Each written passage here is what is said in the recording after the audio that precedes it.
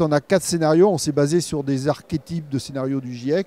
Pour faire simple, parce que c'est évidemment complexe que ça, on a 2 scénarios, le 1 génération frugale et le 2 coopération territoriale, qui sont des scénarios où il y a beaucoup de sobriété et donc on a une diminution très forte de la consommation de biens et de services en général, et donc la consommation d'énergie, mais aussi d'eau, de sol, voilà, par exemple, ou de métaux.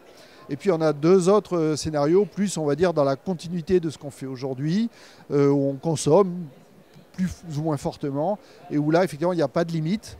Et donc, on compte beaucoup sur la technologie pour nous sauver, entre guillemets, pour limiter nos impacts sur l'environnement.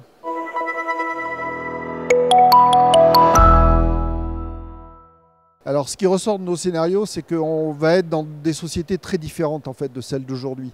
Si on raisonne dans la société dans laquelle on est aujourd'hui, ça ne va pas fonctionner. En tout cas, pas à moyen terme, c'est-à-dire sur les 30 ans. Et donc, il faut intégrer le fait que ce futur, on ne le connaît pas, ce qui n'est pas complètement nouveau, finalement. Depuis que les hommes existent, ils ne connaissent pas le futur.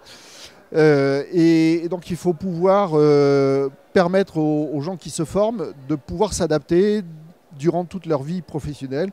Concrètement, ça veut dire quoi? Ça veut dire qu'il faut revoir, alors moi je ne suis pas un spécialiste de la formation, ces cahiers des charges, ces certifications, et voir comment je peux intégrer soit des éléments, on va dire un peu de connaissance générale, de façon à ce que les gens sachent pourquoi on fait ça.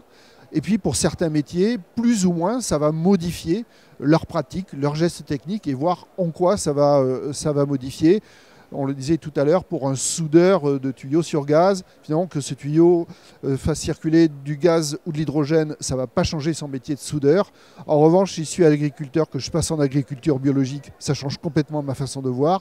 Et si je suis architecte, par rapport au projet que j'ai fait il y a 20 ans, il va falloir que je revoie énormément de choses dans mon projet architectural. Donc voilà, ça va dépendre en fait des métiers, et il faut se préparer à cette évolution progressive.